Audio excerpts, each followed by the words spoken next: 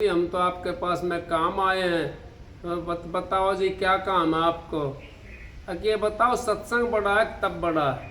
अब भाई मेरे को कहाँ फुर्सत है, मैं तो सृष्टि की पालना में लगा हुआ हूँ, मेरे पास फुर्सत नहीं है। मैं तो सृष्टि की पालना में लगाया हूँ। आप ऐसा करो, आप शिव जी के पास में चले जाओ। शिव जी के पास में चले गए, शिव जी से भी कहने लगे, महाराज हम तो सत्संग बड़ा है या तप बड़ा है। बोले भाई आपने पता है मैं तो संगार करने में लगा हुआ हूँ, मैं तो सृष्टि का संगार करने में लगा हुआ हूँ। आप ऐसा करो, शेष अवतार महेश उसके पास में चले जाओ, शेष अवतार के पास में। सृष्टि का भार था उसके ऊपर, शेष अवतार के पास में, उसके पास में पहुंच गए।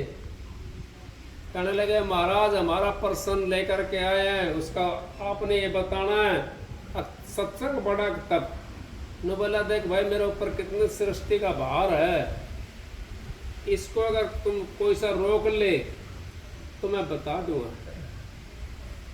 विश्वामित्र कहने लगा भाई मैं रोक लूंगा।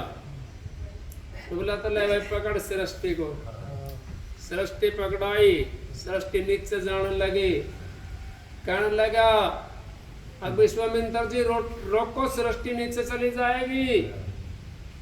न बोला भाई मेरा इतना साल का तप दे दिया, इतना वर्ष का तप दे दिया मैंने, सृष्टि फिर भी नहीं रुकी। उन्होंने 88,000 वर्ष का तप लगा दिया उसके ऊपर, फिर भी सृष्टि नहीं रुकी। कहने लगा महेश वो विश्वामित्र जी सृष्टि को रोको, ये नीचे चली जाएगी। नो बोला मैंने तो सारा तप दे दिया। कहने लगा बासिर जी आप रोको।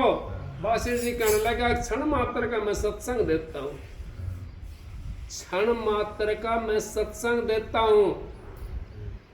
सृष्टि वहां रुक गई, उस क्षण के सत्संग से सृष्टि वहां रुकी। सच्चाई के अंदर ताकत होती है, अगर समझना चाहो तो आप, सच्चाई के अंदर वो ताकत होती है। यूं कहिए कबीर साहब ने, नाम सत जग झूठ है, सुरत शब्द पहचान। नाम सत और जग झूठ। जो हमारी बाहर की जो आंख देख रही है सारा झूठा पसारा, ये फना पानी होने वाला है। और सत्य नहीं कभी फना पानी होता है, सत्य कभी खत्म नहीं होता है। वो तो सत्य जो है सत्य है। कहने लगा अगला भाई सृष्टि को दो। अब विश्वामित्र कहने लगा फैसला तो नहीं करा आपने। अच्छा बोला अभी फैसला भाई मैं क्या करूं, था फैसला तो हो तो गया आपका। तो बोला कैसे होया। आपने 88,000 वर्ष का तप लगा दिया, सृष्टि नहीं रुकी। और विश्वामित्र जी ने क्षण मात्र का सत्संग दिया है, उस क्षण मात्र के सत्संग से सृष्टि रुक गई तो क्या चीज बड़ी है। क्षण मात्र का सत्संग बड़ा है। हम तो अभी सारी चीज तीनों की बता दी ना, कौन क्या कर रहा है। समझदार को इशारे काफी होता है, उन सब की बता दी और उनको भी पता पड़ गया सत्संग की क्या महिमा होती है। तब का बरस हजार फिर भी नहीं बराबरी। साधु सत्संग करा विचार, संतन किया विचार, अब फिर भी बराबरी नहीं है उसकी। सत्संग ने आप समझ लो, खाली नाम लेने की जरूरत भी नहीं है, समझने की जरूरत। हम सत्य का सहारा ले लेंगे। जब हम सत्य का सहारा ले लिया हमने, सत्य तो नाम है, वही सत्य नाम है, उस सत्य का सहारा है ना। नहीं कही कबीर साहब ने भी कह दी और उन्होंने कही है, सांस बराबर तप नहीं, झूठ बराबर पाप, जिसके ये सांस है उसके ये। सच्चाई के बराबर तप नहीं है और झूठ के बराबर कोई पाप भी नहीं है। इसका मतलब ये नहीं है जो आप समझ रहे हो। झूठ का मतलब ये होता है कि हम सारा दिन झूठ में रहते हैं। इसका मतलब ये है सच्चाई को हमने 1 मिनट भी ग्रहण नहीं करा। सत्संग में हम गए नहीं कहीं, सच्चाई हमने सुनी नहीं, अपने कानों के ऊपर भी नहीं धरी सच्चाई, कानों सुनी नहीं। सच्चाई क्या चीज होती है तो बताओ। फिर हम तो झूठ का साथी हैं, हम तो झूठ का पसारा, सारा दिन झूठ बोलते हैं। इसकी पूजा कर ले, इसकी पूजा कर ले, उसकी पूजा कर ले, ये झूठ तो है। मैं खंडन नहीं कर रहा हूं किसी चीज का, खूब पूजा करो, लेकिन उसको इस तरीके से पूजा करो। अगर आपने पता है तो पूजा करो, आपने नहीं पता उसको पूजा करोगे तो उसका नाम क्या है, उसकी मंजिल कहाँ है, कौन सी जगह रहता है, उसकी पूजा करोगे तो चिट्ठी कहाँ पहुंचेगी? चिट्ठी नहीं पहुंच सकती। चिट्ठी तभी पहुंचेगी जब उसके ऊपर एड्रेस होगा, जब तक चिट्ठी नहीं पहुंच सकती। तो संतों ने, महात्माओं ने हमारे को यही बातें बताई है सबने। अब सच्चाई का वर्णन करो, सच्चाई का आप वर्णन करोगे, सच्चाई के अंदर कांटे तो हैं, क्योंकि सच्चाई को कोई मानता नहीं, झूठ को ज्यादा मानते हैं। अगर मैं यहाँ बैठ करके नाड़ हलाना शुरू कर दूं, यहाँ पे 1000 आदमी आ जाएंगे इसके अंदर, आश्रम के अंदर। मेरा फलाना दुख है, मेरा ढिकड़ा दुख है, मेरा ढिकड़ा दुख है, लेकिन वो इस बात को नहीं समझ रहे। सच्चाई को भी अगर आप पूछोगे ना, सच्चाई से भी आपका वो काम हो जाएगा। जब सच्चाई से आप चलोगे तो आपका सारा दुख भी दूर हो जाएगा। क्यों? संतों ने कितने के दुख दूर करे हैं, संत महात्माओं ने तो बहुतों के दुख दूर करे हैं। कैंसर के कैंसर दूर हो गए। बीमारी कितनी थी भारी होती है, उसके अंदर सत के अंदर जब हम बढ़ जाते हैं, बीमारी का भी हमारे को पता नहीं पड़ता। हमारा जब शरीर सुन्न हो जाता है, कहीं से काट लो क्या दर्द होगा? इतना सुन्न नहीं होता, इतना दर्द होता है। भाई कह रहा था, लाख दुआई तेरे सतगुरु ने दी है, तेरे अंदर तेरा पियो, मर के जिक्र मिटेगा तेरा। अब कैसे मर के जिक्र मिटेगा? मर के जिक्र मिटेगा तेरा, फिर तू मर के जी। अब मरेगा तो फिर जीवा किस तरह? फिर तू मर के जी। किस तरह मरना? हमने मर के जिक्र हमारा किस तरह मिटेगा? जिक्र जब मिटेगा हमारा 84 का गैल छूट जाएगा। 84 में रहेंगे इतने जिक्र रहेगा, और 84 तो हमारा गैल छूट गई तो हमारा जिक्र मिट जाएगा। 84 में रहेंगे इतना हमारा जिक्र रहेगा, आता रहेगा, जाता रहेगा। कदे इसने पाल रहा है, कदे इसने इसका खा रहे हैं, कदे उसका खा रहे हैं, कदे उसका दे रहे हैं, कदे उसका दे रहे हैं। यहाँ तो करनी भरनी है, यहाँ तो जैसा कर्म करेंगे हम वैसा ही जन्म हमारे को मिल जाएगा। अब अच्छी जगह कबीर साहब ने एक शब्द कितना बढ़िया करा है, हम तो राम भजेंगे, राम ताना भाई कौन तानेगा। काशी के अम्बासी कहिए, हमारा नाम कबीरा, एक बार मुख से राम बिसारा, जात जो लायक किन्ना। क्यों कह दी उनने? तो कबीर साहब की ओट लेते हैं, यूं कहते मनु महाराज ने वर्ण बना दिया। मनु महाराज ने तो असलियत बताई हमारे को। मनु महाराज ने तो शरीर के ऊपर घटा करके बताया है। मनु महाराज ने तो हमारा इस भ्रम मिटा दिया। किस तरीके से मिटाया मनु महाराज ने भ्रम? हमारा भ्रम। उन्हें 4 वर्ण बनाए, और 4 वर्ण जो बनाए वो हमारे शरीर के ऊपर बनाए उन्होंने। मस्तक को कह दिया ब्राह्मण। ये मस्तक नहीं है, इसके अंदर दिमाग नहीं है मस्तक के अंदर, तो ये तो बहुत बुरा है। फिर मेंटल हो जाता है इंसान, पागल हो जाता है। पागल को कोई सुध नहीं होती, कहाँ जाकर पड़ेगा, क्या करेगा, क्या खावेगा, क्या पीवेगा, कौन जगह बैठेगा, कौन जगह उठेगा।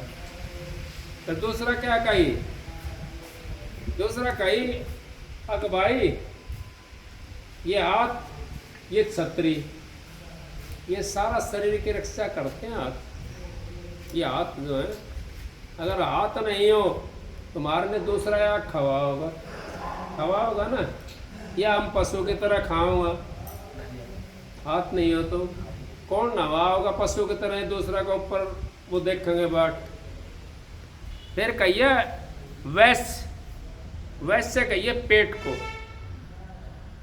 जब हम खाना खाते हैं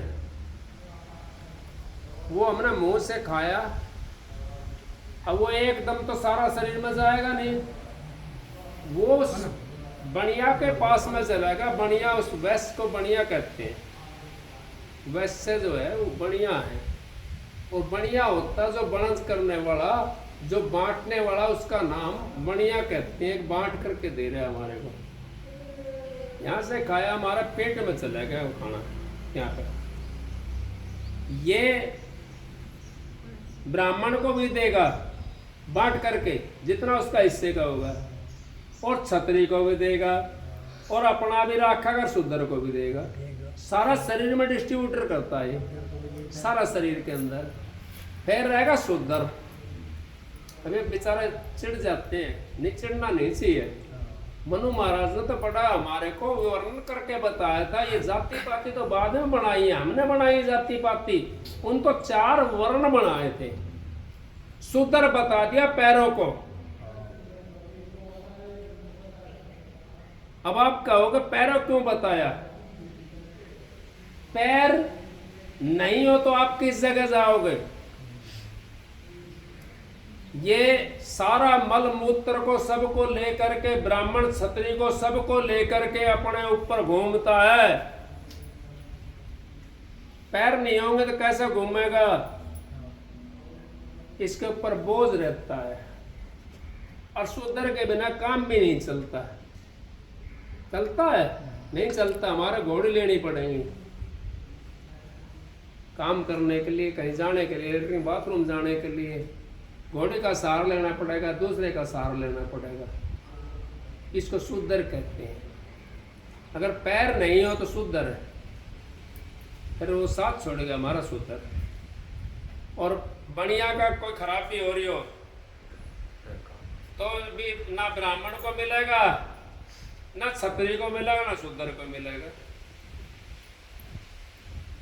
और क्षत्रिय कोई खराबी हो जा तो रक्षा कैसे करेगा? ना तो शूद्र की रक्षा कर सकता, ना ब्राह्मण की रक्षा कर सकता, ना इस वैश्य की रक्षा कर सकता। अगर ब्राह्मण का कोई खराबी हो जा तो इन तीनों की रक्षा कौन करेगा? ना क्षत्रिय की रक्षा हुआ और ना बनिया की रक्षा हो सके, ना शूद्र की रक्षा हो सके। एक दूसरे से तालमेल है। इस करके हमने ये बातें नहीं निकालनी चाहिए। हमारी जाति शूद्र बनाई उन्होंने, इस तरीके के इन बातों पर नहीं जाना चाहिए। उन्होंने तो मनु महाराज ने तो हमारा वर्ण बनाया था, और वर्ण बना करके उन्होंने तो क्लियर करा था कि शूद्र कौन है, किसको शूद्र कहते हैं, किसको ब्राह्मण कहते हैं, किसको बनिया कहते हैं। कोई आदमी अपनी जाति के ऊपर ले जाता तो गलत बात है, उसकी अच्छी बात नहीं है। जाति तो ये हमने आपने बना दिया, जैसा जैसा कर्म था वैसे उसका जाति बनेगी। जात नहीं जगदीश का। लेकिन संतों ने तो फिर इस बात पे भी वो मार दिया। मनु महाराज ने कोई जाति थोड़ी बनाई थी, किसी ने बनाई? मनु महाराज ने तो देख करके बता दिया। उन्होंने तो घटाया था इसके ऊपर, पैरों के ऊपर, अगर भाई ये काम करती है, ये काम करती है, ये काम करती है, उन्होंने घटाया था। तो इस करके हम जाति का उसमें ना पड़े। उस मालिक के घर के लिए जो चल पड़ा वही परमात्मा। कबीर साहब ने क्यों कहते जाजू लाए किन्या? कबीर साहब को भी हटा दो। अके एक बार मुख से राम विसारा, जात जो लाया किन्या। अब राम विसारा कौन सा युग में विसारा? गुरु गो उसके वो कौन सा घाट था? चित्रकूट के घाट पर सबरी देख भाई संतन की भीड़, तुलसीदास संदन घिसे तिलक करे मज रघुवीर। उस टाइम का आसपास विसारा हो तो पता नहीं भाई मेरे को, ठीक है ना। तो बोला भाई मैं तो गोविंद का पता नहीं है। हनुमान से कहने लगा, हनुमान था ना उसे तो कही थी, बोला मैं इशारा दे दूंगा जब रघुवीर आऊंगा। तुलसी साहब जो था वो चंदन घिसने लगा, चंदन घिसने लगे। रघुवीर आया, हनुमान कहने लगा चित्रकूट के घाट पर भाई संतन की भीड़, तुलसीदास चंदन घिसे तिलक कर रघुवीर। तिलक कर रहे हैं उसका तुलसीदास का रघुवीर, वो समझ गया भाई मालिक तिलक कर रहे हैं। फिर कही, अब मैं तो समझू नहीं किसने कही थी, पता ना मेरे को ध्यान ना है। नो बोला भाई अब तो आपने वो मोर मुकुट ले रखा है, मैं तो जब समझूंगा जब आप धनुष बाण लोगे हाथ। वो सूरदास ने कही थी। सूरदास जी जो थे वो बीमार हो गए, बीमार हो गए तो कृष्ण भगवान सका था। कृष्ण भगवान भगत की तो आपने पता है, भगवान आकर के अपने आप मदद करता है। बीमार होगा ज्यादा, उनका भाई कृष्ण भगवान आकर के सेवा करने लगे। वो कई दिन हो गए सेवा करते करते, अब बोला नहीं कृष्ण जी अब सेवा कर ले, रोटी रोटी सारी चीज उसको खवा दे। तो साहब ने हाथ पकड़ लिया, कृष्ण जी ने छुड़ा लिया हाथ। वो कृष्ण जी ने हाथ छुड़ा लिया। वो कह रहे हैं सूरदास जी, अरे बैया छुड़ात जात निर्बल जानत मोय, हृदय से जब जाओगे जब समझूंगा तुम्हें। हृदय से जब जाओगे ना जब समझूंगा। वो समझ गए थे, आगे तो भगवान हो सकता है, तो भगवान भी भगत के बस में हो जाता है। आप लोग क्या बात करते हो, आपका काम नहीं बना है, ऐसा हो सके बढ़ जाता है। लेकिन हम किसी का तो होकर हैं, या तो कृष्ण का हो जाए या राम का हो जाए, किसी का तो होकर हैं। अब जब राम का बाणा कृष्ण जी ने पहन लिया, अब हम बन गया राम का, तो बाणा मत कृष्ण का में बदलने में टाइम लगेगा थोड़ा बहुत, तो 10-5 मिनट तो लगेंगे टाइम। इतने डूब के मर जाएगा। बाणा बदलने में टाइम लगता है, तो इतना वो काम करना, अपने मालिक का नाम लेना, सतगुरु का नाम लेना। सतगुरु का जो नाम लेता है वो बाजी को जीत जाता है। सतगुरु का नाम से हमारा उद्धार हो जाता है। हमने एक साधने की जरूरत है, एक साधे सब सदियाँ, सब साधे सब जाएं। सारी चीज को अगर हम साधना शुरू कर दिया तो हम नहीं जा सकते, उस मालिक के घर नहीं पहुंच सकते। हमने तो एक चीज साधनी है, वो भी परमात्मा का नाम। एक शब्द सुनाता हूँ आपको। तो पंडित जी आए हुए हैं, अपना गवा लेना सारे शब्द। पंडित जी ना, हाँ बहुत शब्द अच्छे हैं बेचारे, बहुत बढ़िया। हाँ बहुत यार तू ये बंद रहा, हमने मिल यार तेरा तो इतना डिट हो जाएगा।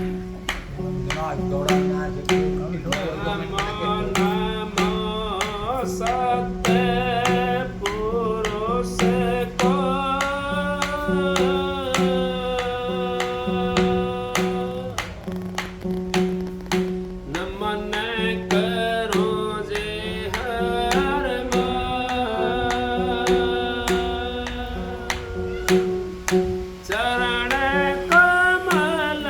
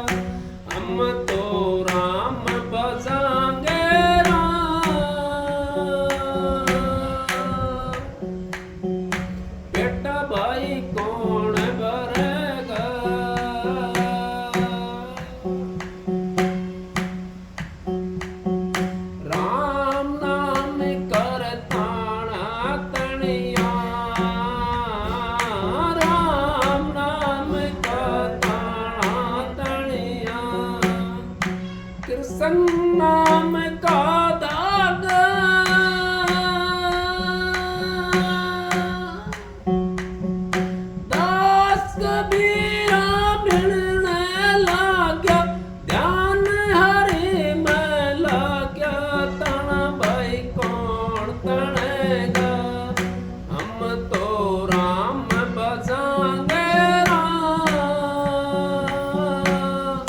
बेटा भाई कौन भरेगा, हम तो राम बजाएंगे राम, ताना भाई कौन तानेगा। राधा ये सत्संग के मुताबिक तो सबक ना था, लेकिन सत्संग के मुताबिक होगा सबक ये मालिक की दया से। सत्संग की आधी घड़ी तक का बरस हजार, फिर भी नहीं बराबरी संतन क्यों विचार। कबीर साहब ने भी जब जाति का बखान कर दिया, अकबर एक बार मुख से जात बिसारी, जात चुलाया कि राम बिसारा। तो राम को जो विसार देता है वही उसमें जाता है, क्योंकि राम को विसारने से हम किसी भी जाति में चले जाएं, तो ब्राह्मण कुल में चला जाए, से किसी कुल में चले जाएं, हमारा कर्म तो फिर पैदा हो जाएगा। इस करके हमने मालिक को नहीं विसारना चाहिए, मालिक का नाम करना चाहिए। मालिक का नाम से हम हमारे को फायदा मिलेगा। सत्संग की आधी घड़ी तक का पर हजार, फिर भी नहीं बराबरी संतन के राधा